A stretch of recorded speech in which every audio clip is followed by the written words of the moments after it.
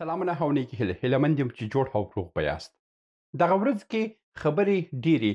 په ګیلو باندې ولاړې دي. که هغه حقاني دی هم ګیلې کوي، که هغه ملا برادر دی هغه هم ګیلې کوي، شهابالدین دلاور و هغه هم ګیلې کول، د دفاع وزیر د ملا محمد عمر زوی هغه هم ګیلې کوي، د هغه سره پخوا د لوړو زده کړو وزیر چې و هغه هم ګیلې کول، او د هغه نه مخکې د پوهنې وزیر چې و هغه هم ګیلې کول. ټول ګیلې کوي او حدرس معلوم نه دی چې دا ګیلې چاته کوي. یعنې په رښتیا دا ګیلې ټولې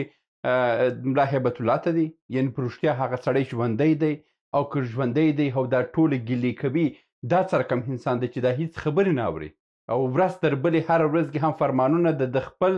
ملت په ضد باندې فرمانونه صادروي او هره ورځ کې یو داسې نادره کارونه کوي چې خلک خپله ورته حیرانه دي. نن د دغه موضوع په هکله باندې خبرې کومه چې د پردې و شاته څه خبرې دي، څوک دا حکومت چلوي، څوک دا نظام کنټرولوي او په راتلونکي کې څه روان دي، افغانستان به په کوم لوري ولاړ شي. زه پر موضوع باندې خبرې کوم او تر اضافي خبرې تېرېږو. دغه درس به د یو پخواني ماتل، یو چستان، یو هر شی چې بولی د هغه څخه به شروع کوم.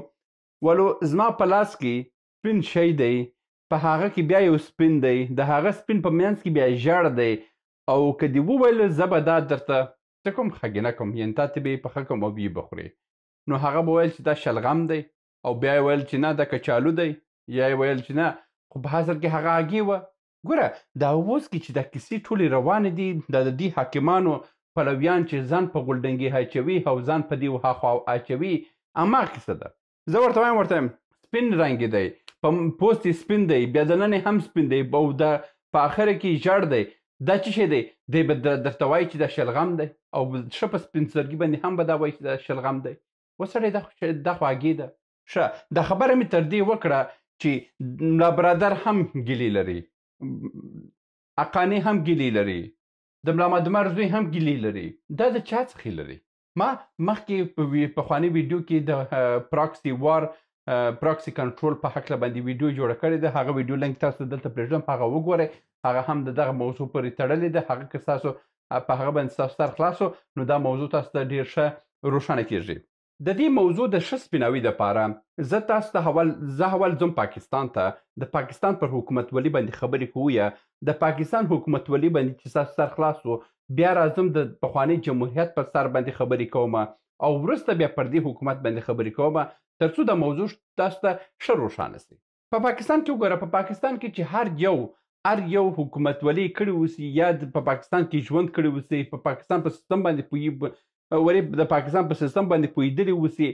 نو هغه ته دا معلومیږي چې دا حکومت نه دی، دا یو خدایي باندې دغسې روان دی، دا یو دغسې حالت دی چې په خدایي ډول باندې روان دی. که د پاکستان کښته مامورین څخه هم لاړ شو پوښتنه وکړو، هغوی هم دا وایي چې د سبا دپاره زه هېڅ شک نه لرم چې دا وطن به پاتې وي که پاتې نه وي. که همدا ډول راشي میانه حکومتولي ته یې ولاړ شو، که هغه آمرین دی، رئیسان دی، هغو ته ووایي چې سبا په دې باندې ته اطمینان لري چې په دغه چوکۍ باندې ته ناست اوسې او د پاکستان په نامه ملک کې ته به ژوند وکړې، هغه وایي نه، هېڅ معلومات نه لرم. که همدغه ډول راشي وزیر دې کښېني، که همدغه ډول راشي صدر اعظم دې کښېني، دغه ټولې ته یې چې کښېني، هېڅوک خبر نه دی چې دا حکومت د سبا ورځې پلان څه دی، د بل میاشتې پلان څه دی، د بل کال پلان څه دی، هېڅ شی معلوم نه دی. دا د پاکستان حال دی. او څوک یې کنټرولوي؟ هلته یو پوځ کنټرولوي، او د دې پوځ کنټرول د چا په لاس کې دی؟ هغه هم نامعلومه دی. یعنې دا وطن بیخي بالکل نامعلومه روان دی. دې باندې خو تاسو سر خلاص و چې د پاکستان کنټرول د چا سره دی. تر دې ځای چې تاسو پوه شوئ چې دا هر څه هلته اخر کې د پوځ تر کنټرول لاندې ختمیږي، او پوځ هم دننه په پاکستان کې کنټرول نه لري، د بهره څخه کنټرولیږي. یو کس د ده پر ځای باندې کښېني، هغه بل لرې کېږي، دا بل زندان ته ځي، دا بل څه کېږي، دا هر څه د بهره څخه کېږي. نو د دې څخه ښکاري چې غربي هېوادونه د پاکستان په ټولو چارو کې کنټرول د غربي هېوادو په لاس کې دی. اوس راځم په تیر جمهوریت باندې. په تیر جمهوریت کې رئیس جمهور ته ښکنځل کېدل، رئیس جمهور به دومره صلاحیت نه درلود چې حتی د خپل دغه مقام دفاع وکړي. مثلا رئیس ولاړېدی، بسته یو ولایت یې چلنجولو چې زه یم هر څه یم. همدا ډول یو والي ولاړېدی، بسته یو هېواد یې چپه کولو، ویل چې زه 3 ورځې وخت ورکوم، زه دا وطن چپه کوم. همدا ډول که همدا ډول راسو په تیر جمهوریت کې یوازې هغه فعال مدنیان چې وو، هغوی به ځان ته یو قدرت و بس چې هر څه یې ګزول هماغه یې ویله هېچا مخنیوی نه سوه چې وکړي داسې څوک نه و چې د یو کس لاس راواخلي چې وروره ته څه وایې چا ته وایې په کوم زور باندې ته دا خبرې کوې هېڅ شی نه وي دا هر څه ګډوډیانې وه دا تاسو ته معلومیږي چې جمهوریت دغسې و دا ګوره دا د پراکسي کنټرول ویډیو چې تاسو وګورئ په دې هغه ویډیو کې دا هر څه تاسو ته توضیح کړي دي چې دا حالت په جمهوریت کې هم دغه ډول وو په جمهوریت کې په آخرو کې ټوله رهبران په شکایت وسوه هغه رهبران چې 10 کاله یې ښه په ډالرو باندې رقصونه او چرچې وکړې په دغه آخري کلو کې دا ټول په غوغا سوه او ټول ویله چې ستون پنجم دا ستون پنجم هېڅوک چا ونه پېژندلو چې دا ستون پنجم څوک دی څوک دی چې داسې یو ستون شته چې دا وطن مکمله کنټرولوي او هېڅوک هم زړه نسي کولی چې د ستون پنجم نوم واخلي دا ستون پنجم پر کوم ځای ولاړ و چې دا تر نورو ستونو لوړ هم وي او دغه ټوله په ویرې کوه که هغه ستون خطا سو نو موږ به هم ورسره خطا سو ګوره دا هر څه د دې څخه ښکاري چې یو بل خارجي قدرت دا هر څه کنټرولوي اوس راځم پر دې خلکو باندې خبرې کوم هغه وخت چې په دوحه کې د سولې مذاکرات روان وه شهابالدین دلاور په ښه اسلامي دیني او قرآني موضوعاتو پر بنسټ دا خبرې روښانه کړه چې د ښځو حق شته چې درس وایي د ښځو حق شته چې هلته وظیفه وکړي د ښځو حق شته چې پیلوټ شي د ښځو حق شته چې ډاکټره شي ښځه لکه نر دومره حق لري حتی دا یې هم وویل چې ښځه هم کولی شي چې په راتلونکي کې انتخابات کېږي انتخاباتو کې هم ګډون وکړي او د هغه پر اساس باندې حتی د قرآن شریف آیتونه هم ویلو څو حدیث شریفونه هم ویلو ول چې په دغه اساس باندې ښځه هغه متهم صلاحیتونه لري دا یې په هغه وخت کې وکړه چې د دوحې تړون یې امضا کولو همدغه ډول په دوحې کې څه کسان وه دغه ټولو په دغه نظر وه که راسو د بهرنۍ چارو مرستیال وزیر چې اوس د اسد ستانکزی هغه هم دغه ډول باندې د قرآن شریف آیتونه ویله او بیا وروسته حدیث شریفونه هم ویله او په هغه په اساس باندې ویله چې اوس ښځه هر څه صلاحیت لري مګر نن دا خلک راغلي دي دا هم ګیله لري دا هم ګیله لري دا هم ګیله لري دا هم ګیله لري ټول ګیله لري دا ګیلې د چا څخه کوي تاسو فکر کوئ چې دا د ملا هیبت الله څخه کوي ملا هیبت الله هغه ملا چې خپل زوی انتحاري کړو او خپل زوی ووژلو او ته فکر کوي چې دا به دومره هم مهارت ولري چې دی به په نړیواله سطح باندې مدیریت کوي دی به دا هر څه لکه حقاني غوندې کس دی چې کنټرول کړي د ملا محمد عمر زوی غوندې کس وای چې کنټرول کړي همدا ډول په افغانستان کې مافیایي ډلې دي داسې مافیایي ډلې دي چې خلک خوري نو هغه څرنګه هم کنټرولولی شي د دې څخه ښکاري چې دا موضوع د یو بل هدرس څخه کنټرولېږي او د دغه هدرس نوم هیڅوک نشي اخیستلی دغه ټوله شکایت کوي چې دا حکومت په دې باندې چپه کېږي دا په غیر مستقیم ډول هغه ادرس ته خپل ګیلې رسوي چې وروره دغه رقم رشخان په موږ مه وایاست شهابالدین دلاور په یو مجلس کې دا خبره کړې وه که زه خبر وای دغه حالت په موږ باندې راځي او زلمی خلیزاد او غربیان په موږ باندې دا کار کوي ول په ژوند مې دا کار نه کولو یعنې د دې ښکاري چې دا ګرده کارونه د غربي نړۍ څخه او هماغه زلمی خلیزاد چې د په مجلسو کې یاد کړی دی نو زلمی خلیزاد او د هغه غربي هیوادو څخه کېږي یعنې دلته هغه هیبت الله بیچاره چې حتی نه وزیران څخه پوښتنه وکړي چې تا دا سړی لیدلی دی وایي یا ما لیدل نه دی موینانو څخه پوښتنه وکړي چې دا سړی تا لیدلی دی وایي نه ما لیدل نه دی هېچا لیدل نه دی نو چې دا ستر کوم سړی دی چې هېچا هم لیدل نه دی خو دومره غټ قدرت لري چې ځي د خلکو سره په پټه سترګه باندې شاهړي خپل مخ نه ورته ښکاره کوي نو د دې څخه تاسو پوه شئ ځوانانو لږ مغز روښانه کوي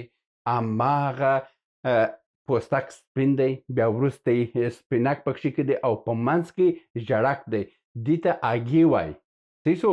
زه دا کومې خبرې چې کوم دې ته قدرت وایي دې ته سیاست وایي دې ته نړیوال توانایي وایي دې ته نړیوال اقتصاد وایي که تا اقتصاد درلودل که تاسو په اول قدم کې ستا اقتصاد چې ته اقتصاد نه لري تا پیسې د بل هدرس سره ځي یوه ورځ کې دغه 40 میلیونه ډالره پر تا باندې کته سوه ته د خاورې سره خاورې حکومت پاشلی دی اردو دې پاشل شوی دی هر څه پاشل شوی دی نو ته فکر کوي چې دا خلک بیا د ملا هیبت الله په خوله باندې داسې څه کوي او غربیان هم هر ورځ کې ولاړ دی چې ټول مکتبونه خلاص کړي او تاسو فکر کوئ چې دا په رښتیا باندې د غربي هېوادو خبرې همدغه ډول باندې دي دا تاسو منئ نو نن مې دا خبرې تاسو ته دا وکړې چې ځوانانو لږ په مغز څخه کار واخلئ لږ ځانونه په پر حال کې دا کوم حالت چې پرتوس باندې روان دی دا ډیر بدبختی حالت را روان دی پرتوس باندې یو ډیر ناورین را روان دی افغانستان به په لویه تباهي کې وولېږي او افغانستان به لویه تباهي ته ولاړ شي دا کوم حالت چې روان دی دا خلک هم پوهېږي یعنی همدا اوس چې ولاړ شي حقاني ته قرآن شریف ورته پرېږده په دغه باندې که په ایمان لري پر دغه باندې قسم وخوره چې دا سړی چیرې دی ته د چا څخه شکایت لرې ولې دا منبه نه وایي چې زه د دغه منبع څخه شکایت لرم او دغه منبع هیڅوک نه وایي دا هماغه ستون پنجم دی چې په جمهوریت کې دا هماغه قدرت دی چې په پاکستان کې نظامونه چلوي دا هماغه قدرت دی چې په منځني ختیځ کې قدرتونه چلوي دا هغه قدرت دی چې په افریقایي هیوادونو کې چلوي دا هغه قدرت دی چې په اروپا کې حکومتونه چلوي دا هغه قدرت دی چې په استرالیا کې حکومتونه چلوي نو پر دې باندې تاسو پوه سئ تر څو چې تاسو همدغه ډول باندې په بیعقلي باندې روان واوسئ تاسو به همدغسې تباه واوسئ زموږ په افغانستان چې دومره تباه دی په همدغه خاطر باندې دی چې موږ دغه 40 کاله د 80 کاله موږ دغسې یو صحیح رهبر پیدا نه کړو چې ولاړ شي امریکا ته ووایي چې وروره څه غواړې او څه درته وکړم څه راته کوي یو څه ته کم راسه یو څه به موږ کم راسو خو راسه به سره په شریک باندې کښېنو او دا ستونزې به حل کړو تر کله به موږ به شهیدان ورکړو تر کله به موږ جنازې ورکړو تر کله به موږ خیراتو ته ناست تر کله به موږ په همدغه بېننګي باندې ژوند کوو تر کله به موږ ځوانان به همدغسې د بل روباټونه اوسي چې 6 زره په یو هیواد کې جنګېږي 2-3 زره په پټه په بل هیواد کې جنګېږي او څو نفر یې هلته په زرګونه کسان د نورو هیوادو په جنګو کې وژل کېږي او جنازې راوړي دلته د دې غریب بیچاره پلار او مور ته یې پرېږدي چې ستا زوی شهید سو او هغه هم د اسلام په لار کومه لاره د اسلام دغه جګړه چې د 40 کاله په دغه حالت باندې روان ده په دې کې دا د اسلام او د کفر جګړه ده دا خو تاسو اوس هم سر خلاص شوی دی د رباني کورنۍ اوس چیرې ژوند کوي د حکمتیار کورنۍ چیرې ژوند کوي د مجددي کورنۍ چیرې ژوند کوي د سیاف کورنۍ چیرې ژوند کوي د محقق کورنۍ چیرې ژوند کوي د خلیلي کورنۍ چیرې ژوند کوي د مزاري کورنۍ چیرې ژوند کوي د مسعود کورنۍ چیرې ژوند کوي دا کورنۍ خو ته وګوره دا هغه کسان و چې تاسو ته ویله چې بس خبره د اسلام ده هر یو باید راسو موږ تاسو ځانونه شهیدان کو موږ ځانونه په کښې کې ووژنو موږ تاسو د دین پتنګان او د دوی په کورنۍ کې یو نفر پزه هم په وینه نه سوه او چې جنګونه کې شهیدان سوه ووژل سوه وټکول سوه هغه څوک هغه د غریب اولادو تاسو دغه ویډیو ګورئ یو کس راته ووایي چې په دغه رهبرانو په کورنۍ کې د کوم رهبر د اولاد پزه په وینه سوه په دې 40 کلنې جګړه کې د هیڅ چا زوی وژل سوی نه دی د هیڅ چا زوی په کښې کې ټکر سوی نه دی د هیڅ چا زوی په کښې کې وفات سوی نه دی که د هغه رهبرانو څخه واوړو اوس همدا اوسني رهبرانو ته راسو وګورو د متقي اولادونه چیرې دي ته اوس وګوره په کوم ډول باندې تجارتونه لري همدا ډول ملا برادر اخوند اولادونه چیرې دي که همدا ډول راسي د دې زیاتره رهبرانو کورنۍ همدا اوس د نیمایي په پاکستان په کراچي او په اسلام آباد او په لاهور کې دي او دا نور په ترکیې او په قطر او په عربستان او په سعودي په اماراتو کې دي دا ټول ښه ژوند لري همدا اوس چې سبا دغه د قدرت ووتله بیا هم دوی هم لکه د حکمتیارو رباني او دا بل څخه راځي سم ارامه ژوند په اروپا کې تېروي او ښه ژوند به لري موټر به لري اولادونه به یې مکتب ته ځي اولادونه به وخت یې تحصیلات یې پوره کړي اوسي هغه به